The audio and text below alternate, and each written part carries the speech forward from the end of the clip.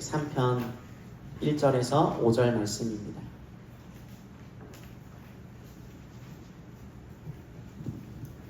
교독하시고 5절 말씀은 같이 읽겠습니다. 제가 먼저 읽겠습니다. 내 영혼아 여호와를 송축하라. 내 속에 있는 것들아 다 그의 거룩한 이름을 송축하라.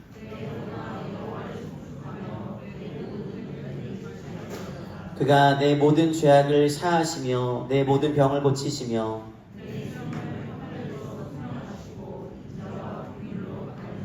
오절 함께 읽겠습니다. 좋은 것으로 내 소원을 만족하게 하사 내 청춘을 독수리같이 새롭게 하시는도다. 아멘. 기도하고 말씀 나누겠습니다. 주님, 이 시간 주의 거룩한 말씀 나눕니다. 우리 안에 계신 성령님 말씀을 잘 깨닫도록 도와주시고 또 말씀대로 살아갈 수 있도록 능력도 더하여 주시옵소서. 이 시간 부족한 종이 아니라 주의 말씀만 드러나는 귀한 시간 되도록 함께하여 주옵소서. 주님을 기대합니다. 예수님의 이름으로 기도드렸습니다. 아멘.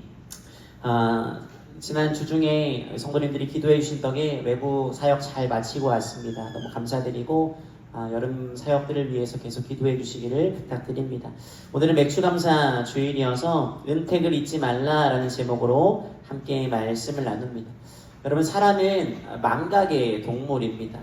보통의 사람은요 1천억 개에 가까운 뇌세포를 가지고 있는데 20살이 넘어가면서 하루에 10만 개 정도의 뇌세포가 죽는다라고 합니다.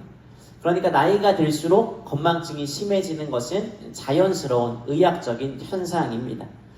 여러분 요새 좀 어떠신가요? 잘 기억하며 살고 계십니까? 건망증 때문에 고민하시는 분들이 많이 계십니다. 감리교신학대학교 어느 교수님도 깜빡하기를 잘하셨다라고 합니다. 한 번은 이분이 화장실에 볼일을 보러 간 적이 있대요. 그런데 소변기 앞에 서니까 물이 센서 때문에 촤 하고 내려가는 거예요. 그러니까 이분이 물이 촤 하고 내려가니까 자신이 볼일을 본 줄 알고 그냥 나왔다는 거예요. 한참을 가다가 볼일을 보지 않았구나 라는 것을 깨닫게 되었다라고 교수님이 이야기해 준 적이 있습니다. 우리 어른들 앞에서 이런 말씀드리기 좀 죄송한데 제가 요새 건망증이 굉장히 심해졌습니다. 별빛교회 오고 흰머리도 좀 늘어서 좀 희끗희끗해졌습니다. 제가 딱 봐도 여러분 총명해 보이지 않습니까? 네, 감사합니다. 근데 어느샌가 바로바로 메모를 해놓지 않으면 쉽게 잊어버립니다. 그래서 약속을 핸드폰 일정표에 기록하지 않으면 잊어버리곤 합니다. 제 핸드폰, 컴퓨터, 들고 다니는 아이패드까지 다 연결이 되어 있어요. 메모나 일정을 적어 놓으면 확인할 수 있고 알람이 울리도록 해놓았습니다. 자꾸 까먹게 되더라고요. 저 같은 분들 아마 계실 거예요. 어떤 물건을 가지고 나가야 되면 저는 요새 미리 문 앞에 이렇게 가져다 둔, 저만 그런 거 아니죠. 다 그런 경험 있으시잖아요. 그렇지 않으면 자꾸 잊어버리고 나가게 되더라고요. 저만 아니라 많은 사람들이 이런 하소연을 하며 살아갑니다. 어떤 분은 그러시더라고요. 자꾸 잊어버리니까 다 살았다는 생각에 서글퍼진대. 저희 어머니가 그러시더라고요. 가방을 손에 들고 가방을 찾다가 서글퍼 하신 분도 본 적이 있습니다. 여러분 어쩔 수 없습니다. 나이가 들수록 기억력이 떨어지는 건 자연스러운 이치입니다. 그런데 모든 것은 다 잊을 수 있어도 결코 절대로 잊지 말아야 하는 것이 있습니다. 기억력이 희미해져도 마음에 새겨진 채 희미해져서 안 되는 것, 여러분 그것이 무엇이겠습니까? 바로 하나님의 은혜입니다. 모든 것을 다 잊을 수 있어도 성도들은요 하나님의 은택만은 잊지 말아야 합니다. 아까 말씀드린 것처럼 오늘은 교회의 절기상 맥추감사 주일입니다. 이 맥추감사 주일은 농사하던 시절에는 보리나 밀을 수확한 다음에 하나님께 감사하는 그런 절기입니다. 사실 우리나라와는 크게 관련이 없는 절기입니다. 보리나 밀 농사를 거의 안 짓기 때문이죠. 그러다 보니까 요새는요 이 추수의 의미보다는 한 해의 절반을 잘 살고 감사하는 그런 절기로 지킵니다. 다시 말하면 지금까지 지켜주신 그 하나님께 감사하고 또 지금부터 지켜주실 것을 하나님께 미리 감사하는 것입니다. 한번 따라해 보실까요? 지금까지 감사, 지금부터 감사. 여러분, 그러면 왜 굳이 이 맥추 감사 주의를 지키며 감사해야 될까요? 혹시나 뭐 감사원금 드리라고, 감사에 대한 설교나 한 편 들으라고 하기 위함일까요? 아닙니다. 절기를 정해서 감사하라고 하나님 명령하신 것은요, 그만큼 감사가 중요하기 때문입니다. 오늘 우리가 읽은 시편 103편은요, 이스라엘 자손들이 감사절에 불렀던 찬양시로 알려져 있습니다. 이 시에는 여호와를 송축하라라는 구절이 7번이나 반복되고 있습니다. 여호와를 송축하라는 말은요, 여호와 하나님께 감사와 찬양으로 영광을 돌리라, 이런 뜻이에요. 이 시의 제목, 여러분 성경책 위에 이 시의 제목이 적혀 있을 거예요. 다윗의 시라고 되어 있죠. 다윗이 노년에 쓴 시로 알려져 있습니다. 지금까지 다윗이 돌아보니까요, 살아온 날들을 쭉 회고하면서 하나님 앞에 감사의 찬양을 드리고 있는 거예요. 우리 본문 1절 말씀 다시 한번 같이 읽도록 하겠습니다. 읽겠습니다. 시작. 내 영혼아 여호와를 송축하라. 내 속에 있는 것들아 다 그의 거룩한 이름을 송축하라. 아멘. 그럼 여기 보시면 다윗이 내 영혼아, 그리고 내 속에 있는 것들아 다 그의 거룩한 이름을 송축하라 라고 말을 합니다. 내 영혼, 내 마음과 생각만이 아니라 내 속에 있는 것들, 몸 안에 있는 장기들, 다시 말해서 자기의 전 존재를 다해서 하나님을 송축하라 라고 말하고 있는 거예요. 여러분, 그럼 다윗은 왜 하나님의 이름을 송축하라고 말했을까요? 그것은 하나님이 자신에게 베푼 은혜가 너무 크기 때문입니다. 그래서 2절을 보시면 내 영혼아 여호와를 송축하며 그의 모든 은택을 잊지 말지어다 라고 노래합니다. 한 번 더 따라해 보시겠습니까? 은택을 잊지 말라. 여기 나오는 은택이란 말은 히브리어로 게물라오라고 말을 합니다. 이 말은 이런 뜻이에요. 하나님이 우리에게 행하신 모든 선한 일이란 뜻이에요. 하나님께서 행하신 그 모든 선한 일을 잊지 말고 그 이름을 송축하라. 감사와 영광을 돌리라 말하고 있는 거예요. 여러분, 하나님의 은택, 하나님이 행하신 모든 선한 일을 기억하고 감사하는 것은요, 성도가 마땅히 해야 될 일입니다. 어떤 주석가는 신구약 성경 가운데 감사란 단어가 들어있는 구절을 확인해 봤더니요, 178개가 된대요. 그만큼 성경이 감사를 강조하고 있어요. 특별히 구약 성경에 보면 7개의 큰 절기가 나오는데 그 중에 4-5개는요 감사의 절기예요. 특별히 그 중에서도 새 절기, 무교절, 맥추절, 초막절은요 이스라엘 자손이 예루살렘 성전에 와서 하나님께 감사하는 절기였어요. 하나님께 감사하는 것, 이게 정말 중요합니다. 하나님이 자기 백성에게 감사를 가르치기 위해 절기를 지키라고 명령하신 거예요. 심지어 신약 성경으로 넘어오면요 몇 번이라고 그 횟수를 정해놓지도 않았습니다.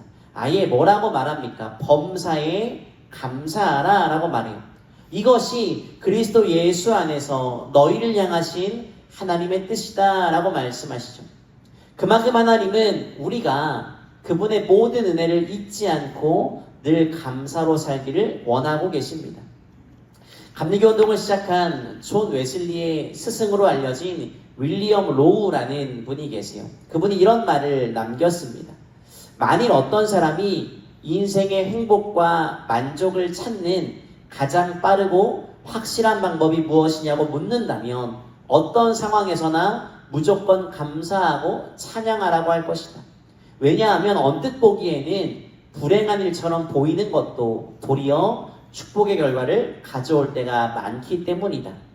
이 세상에서 성도라고 하는 사람은 특별히 기도를 많이 하는 사람도 아니고 금식하는 사람도 구제를 많이 하는 사람도 의로운 행동을 하는 사람도 아니고 하나님 앞에서 항상 감사할 줄 아는 사람이다. 언제든지 하나님의 선한 의지를 믿고 받아들여 하나님을 찬양하고 감사하는 사람이 진정한 성도이다 라고 말을 했어요. 저는 멋진 말이라고 생각합니다.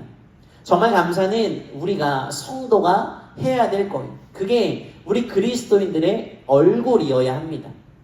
그런데 여러분, 질문 드릴까요? 감사하고 계십니까? 감사를 항상 하라고 이야기하는데 감사하고 계십니까? 감사로 살아가야 되는데 감사를 가로막는 것, 감사로 살지 못하게 하는 것이 있습니다. 여러분, 그것이 무엇일까요? 바로 하나님의 은혜를 망각하는 거예요. 하나님의 은혜를 잊어버리는 거예요.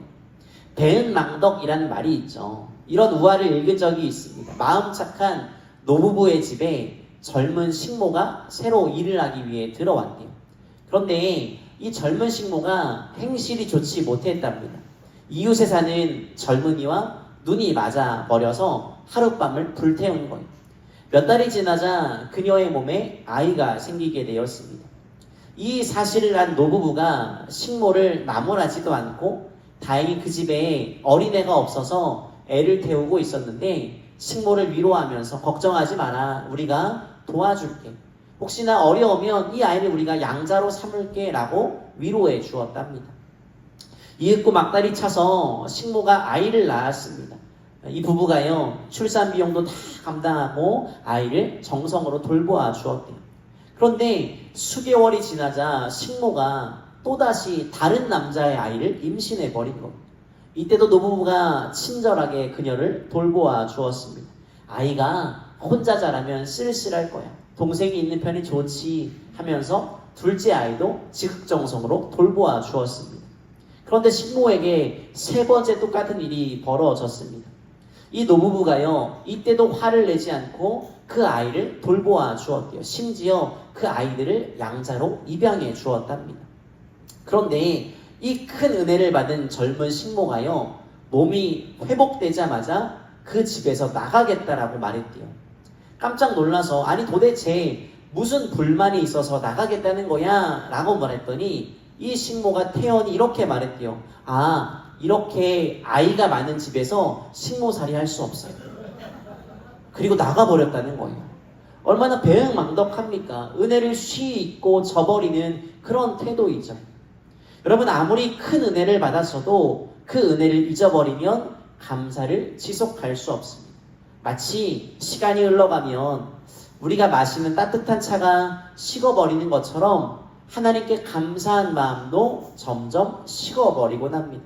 그래서 다윗이요, 오늘 본문에서 그의 은택을 잊지 말지어다 라고 자기 영혼에게 너라고 하면서 명령하고 있는 거예요. 감사를 지속적으로 이어가기 위해서는 잊지 말고 기억해야 하기 때문입니다. 여러분, 감사할 수 있는 중요한 방법은 은혜를 자꾸 되새기는 거예요. 은혜를 기억하는 거예요. 자, 그러면 어떻게 하면 은혜를 잊지 않고 계속 되새길 수 있을까요? 심리학자들은 기억을 유지하려면 크게 두 가지의 방법이 있다고 합니다. 하나는 잊기 전에 다시 한번 반복해서 기억하는 것이고요. 또 다른 하나는 강한 자극으로 기억하는 것입니다. 이것을 각인이라고 이야기합니다. 여러분, 잊지 않으려면 반복해서 생각해야 됩니다. 그리고 그 기억을 굳건하게 하려면 우리 마음에 각인시키면 됩니다. 한번 따라해 보실까요? 반복, 각인. 여러분, 우리가 하나님의 은혜를 잊지 않으려면 무엇보다 먼저 하나님의 은혜를 반복해서 기억해야 돼요. 내게 주신 은혜를 계속 기억하는 거예요. 그리고 가슴에 강하게 각인시켜야 됩니다. 시인 박노해 씨가 있죠. 이분의 수필 가운데 이런 구절이 있더라고요. 감동할 줄 모르는 사람은 감사할 줄 모르는 사람이다 라고 말해요. 살아있음 자체만으로도 얼마나 큰 감사와 은총인지를 나는 몇 번씩 죽음 앞에 세워지고 나서야 깨닫게 되었다라고 말해요. 죽음 앞에, 이분이 죽음 앞에 여러 차례 서고 나서야 비로소 살아있음 그 자체가 얼마나 큰 감사인지를 깨닫게 되었습니다 라는 말이에요. 여러분, 하나님의 은혜가 그렇습니다. 그 은혜를 가슴으로 느끼고 감격해 보아야, 계속 반복해 새겨보아야 감사를 지속할 수 있습니다. 구약 성경에 보면 이스라엘의 3대 절기 중 하나가 초막절입니다. 초막절은요, 가을에 지켜요. 추수한 것을 감사하는 그런 절기입니다. 근데 흥미로운 것은요, 이 초막절을 이스라엘 백성들이 지키는데 그동안 이스라엘 자손들은요, 집이 아니라 초막에서 지내라고 명령을 하십니다. 집이 아니라 광야에 나가서 초막을 짓고 거기 머물라고 말씀을 하세요. 여러분 왜 그렇게 명령하실까요? 옛날 조상들이 광야를 떠돌면서 광야에서 생활하면서 고생했던 것들을 몸으로 경험해 보라는 거예요. 아무것도 없는 거친 광야에서 초막 생활을 해보면서 오늘날 지금 내가 누리고 있는 이 풍성한 삶이 얼마나 감사한 일인지 깨닫고 마음속 깊이 새기라는 뜻이에요. 우리가 흔히 집 나가면 뭐래요? 맞아. 고상하시네. 집 나가면 고생이라고 집 나가면 개고생이죠. 집 나가면 개고생이라고 말하잖아요. 제가 캠핑이나 여행 영상 보는 거 좋아한다고 한 말씀드린 적이 있습니다. 직접 해보지 못하는데 보면서 대리만족을 느끼는 거예요. 전에 있던 교회에 부목사님 한 분이 캠핑 거의 전문가예요. 그래서 이것저것 배운 뒤에 캠핑 용품을 사서 캠핑장에 간 적이 있습니다. 제가 봐왔던 영상 속의 사람들처럼 멋지고 낭만 있게 캠핑을 하리라 생각했어요. 근데요, 1시간도 안 돼서 집에 오고 싶었어요. 너무 힘들더라고요. 여러분 여행도 그렇잖아요. 예쁜 숙소가 있죠. 맛있는 음식이 가득합니다. 그런데 하루 이틀 지나면 어떠세요? 빨리 집에 오고 싶으시잖아요. 밖에서 자는 게 왜 이리 불편한지 모르겠어요. 집에 오니까 집이 천국 같아요. 저 어디 바깥에 일정이 있다가 고속도로를 타고 만수동 근처만 와도 막 마음이 그렇게 행복해져요. 집이다. 너무 좋아요. 집의 소중함을 알 것 같아요. 하나님이요, 초막에 머물면서 지금 너희의 삶이 얼마나 감사한지 새겨보라는 거예요. 몸으로 경험하고 가슴에 깊이 새기면 진짜 감사의 사람이 된다라는 거죠. 오래전 방영된 낮은 대로 임하소서라는 영화가 있습니다. 이 영화는요, 시각장애인 이 안요한 목사님의 이야기예요. 이것을 영화한 거거든요. 이 목사님이 원래 목사의 아들이었어요. 그런데 믿음을 오랫동안 떠나 있었습니다. 유학을 준비하다가 떠나기 거의 직전에 그만 불의의 사고로 실명을 하게 돼요. 그런데 하루아침에 시각장애인이 된 이 안요한 목사님을요, 아내도 자식도 돌보지 못하고 떠나가 버려요. 홀로 남게 되었습니다. 여러분 홀로 남은 이 사람이 할 수 있는 선택이 뭐였을까요? 자살밖에 없었어요. 죽으려고 했답니다. 그런데 하나님이 이 사람을 버리지 않았어요. 자살 직전에 그의 마음에 하나님의 음성이 들려지기 시작했어요. 하나님을 만나고 나니까 자신이 시각장애인이 된 것을 더 이상 비관하지 않게 되었어요. 어느 날 꿈에 주님이 나타나서 이렇게 말씀하시더래. 꿈입니다. 내가 너를 도와주리라. 하나님의 음성을 듣고 나니까 시각장애인이 된 게 오히려 감사하게 되었대요. 그런데 여러분 정말로 그 말씀 그대로 하나님이 도와주기 시작했어요. 신학을 하게 되고요. 시각장애인 목회와 선교에 헌신하게 되었습니다. 그러다가 뜻밖의 일을 만나게 되었대요. 미국에서 연락이 온 거예요. 다시 보게 할 수 있다. 이 수술을 하면 다시 볼 수 있다라는 아주 좋은 연락이 왔대요. 그리고 헬렌 켈러 재단에서 무료로 치료비를 다 도와줄 테니까 눈을 뜨는 개안 수술을 하자라고 제안을 했대요. 여러분 너무 감사할 일 아닙니까? 그런데요, 이 목사님이 어떻게 했을까요? 그 제안을 거절해버렸대요. 그리고 이렇게 말했습니다. 내가 멀쩡히 두 눈을 뜨고 있을 때는 하나님을 잊어버렸습니다. 그런데 시각장애인이 되고 나서야 하나님을 만났는데 내가 왜 다시 눈을 뜨겠습니까? 난 이대로 평생 눈을 감고 살겠습니다 라고 말했대요. 하나님 은혜를 가슴으로 경험으로 깨닫고 느끼게 되니까 어떤 상황에서도 감사할 수 있게 된 거죠. 한동안 많은 교회들이요, 감사 노트 쓰기 운동을 하였습니다. 제가 전에 있던 교회도 그랬어요. 매일 5가지 이상 감사의 제목을 적으래요. 속회에서 선교회 모임할 때마다 이걸 나누래요. 교회 직원들이 토요일마다 모여서 감사 제목을 나누는 거예요. 처음에는요, 의무감에 여러분 5개 적어보세요. 생각보다 어렵습니다. 상투적인 말밖에 나올 게 없고 쥐어짜는 거예요. 새벽기도 무사히 다녀와서 감사, 하루 무탈해서 감사, 로운이가 건강해서 감사. 뭐 감사할 일들은 맞긴 한데요, 상투적으로 적더라고요. 그런데 하루 이틀, 몇 주, 몇 달을 이렇게 보내면서요, 하나님 은혜가 제 안에 풍성해지는 것을 느끼게 되었습니다. 감사가 더 다채로워지고요, 더 커지고요, 심지어는요, 미리 감사하는 습관이 생기게 되었어요. 여러분, 왜 교회들이 이 일을 많이 할까요? 성도들을 괴롭히려고요? 아닙니다. 감사를 반복해 기억하고 되새기는 것이 너무나 중요하기 때문입니다. 그렇지 않으면 사람은요, 감사를 잊어버리며 살아요. 그러니까 여러분, 하나님 은혜를 반복해서 감사하시기 바랍니다. 기록하면서 감사하시기 바랍니다. 누군가에게 여러분의 입술로 감사를 말하시기 바랍니다. 그렇게 함으로 하나님의 은혜를 잊지 않는 우리 모두가 되기를 간절히 소망하며 축복합니다. 그럼 여러분, 가장 중요한 것이 우리가 잊지 말고 감사해야 되는 것이 있습니다. 다윗은 시편 103편에서 구구절절 하나님 베푸신 은혜에 대해서 노래하고 있습니다. 3절부터 5절은요, 자기에게 베풀어 주신 은혜에 대한 감사이고요, 6절부터 19절은 이스라엘 민족에게 베푼 하나님의 은혜에 대해서 감사하는 노래입니다. 이 본문 3절부터 5절 같이 읽도록 하겠습니다. 읽겠습니다. 시작. 그가 내 모든 죄악을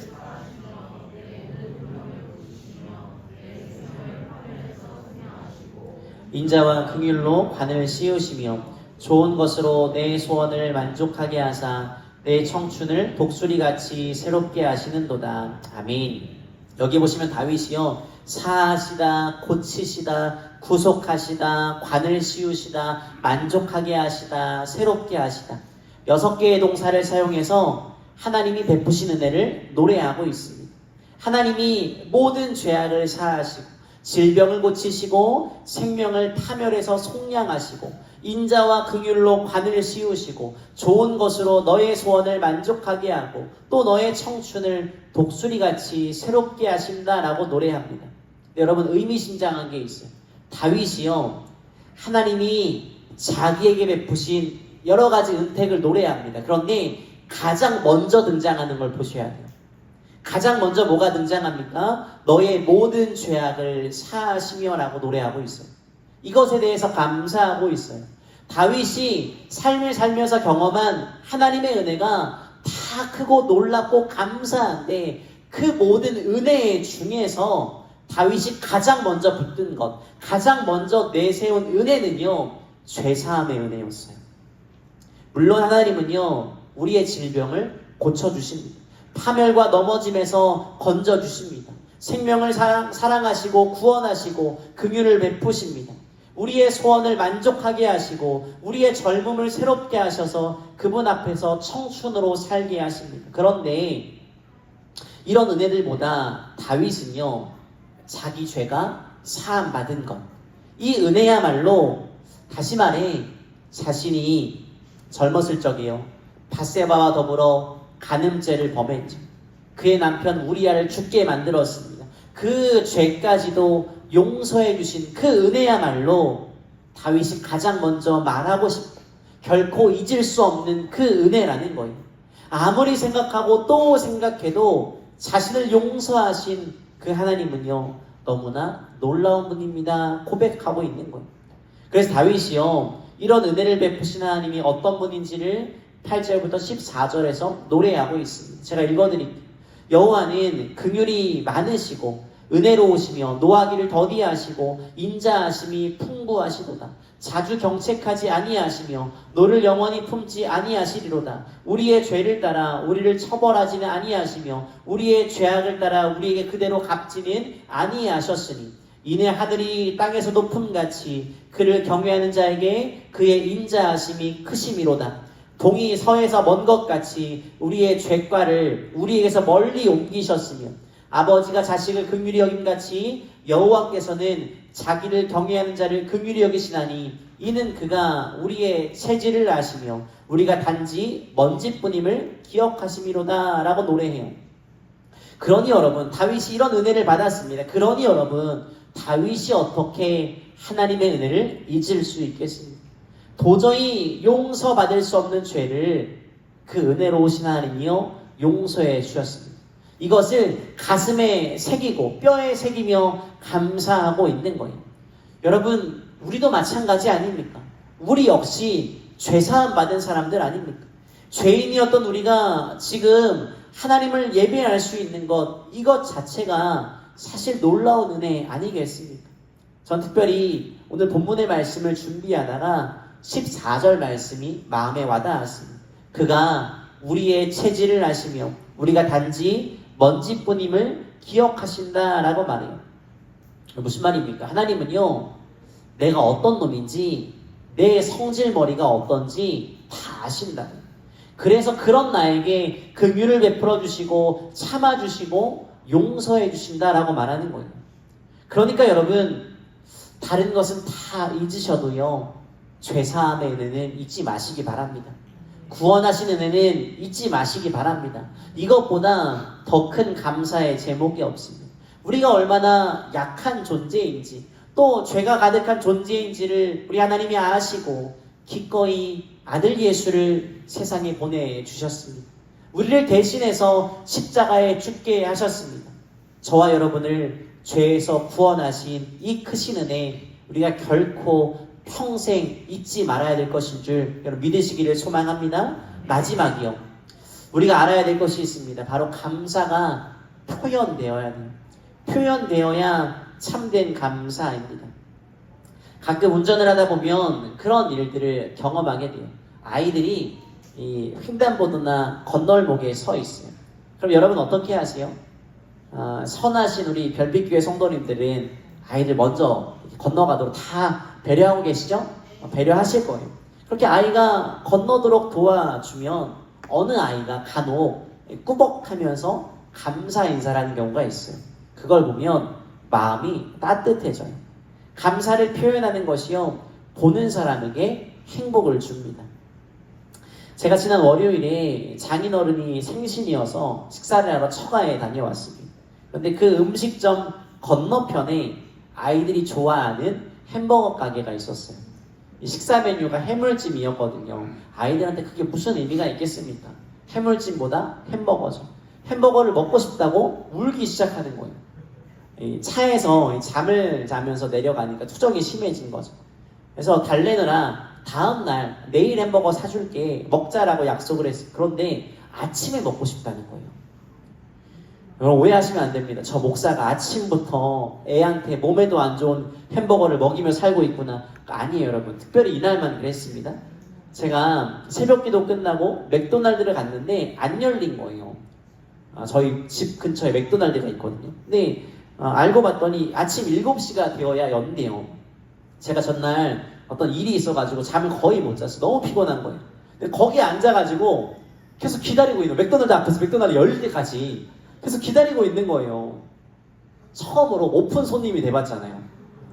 여러분 애들 좋아할 거 생각하면서요, 햄버거를 먹은 저희 첫째 아이가 그래요. 아빠 고마워, 아빠가 최고야. 여러분 신기하죠? 그 이야기를 듣는데 그냥 행복해요. 감사는요, 고마운 마음을 표현하는 거예요. 은혜 받은 것을 은혜 받았다 표현하는 거고요, 감동받은 것을 감동받았다 표현해야 돼요. 이런 말이 있습니다.